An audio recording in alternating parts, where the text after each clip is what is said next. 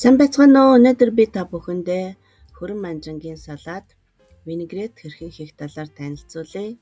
За, орцыг тайлбар хэсэгт наривчлан бичсэн байгаа. За, винегретийг хийхдээ ногоонуудаа урьдчилан болгодог.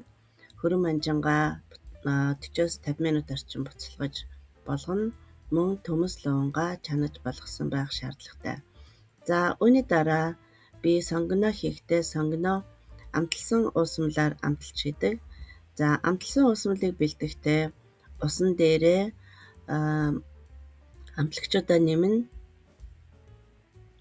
За, элсэн чихээр давс сулруулсан өгсөс нэмээд хотгоно.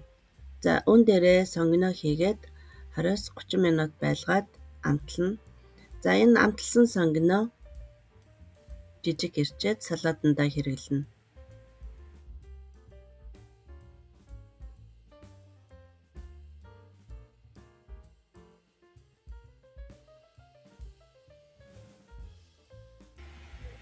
Салаатанд орох орцуудаа урьдчилан шод үргэлжин хэрчиж бэлтгэнэ.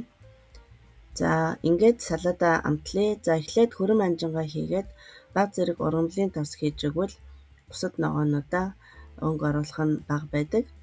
За, ингээд сайтар хотгосны дараа дээрэс нь орцуудаа нэг нэгээр нь хийнэ.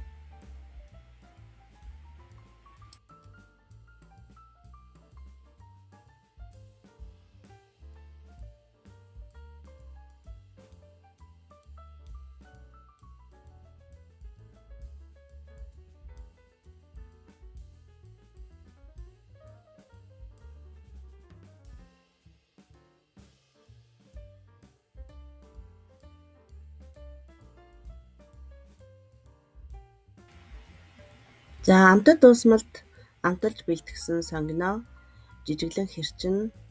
За, үүн дээрээ нэг сонгоно бүгдийг би хийсэн байгаа. За, ингээд сайтар хутгана. За, хутгахдаа ургамлын тос бага зэрэг хийгээд мөн дээрэс нь сонгоныхоо амталсан уусмлаасаа бага зэрэг бас нэмж өгнө. За, үүний оронд сонгоно амтлахгүйгээр бас хийдэг хүмүүс байдаг. За, мөн даршилсан байцааг бас орсууд хийдэг. За, ингээд хутгаж бэлдсэн салаад маань бэлэн боллоо.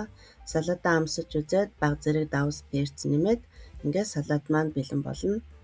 За, маш амттай хөрөн манжингийн салаадыг та бүхэн минь хийгээд үзээрэй. Анхаарал тавин үзсэнд баярлалаа. Дараагийн бичлэгээр уулзтал баяртай.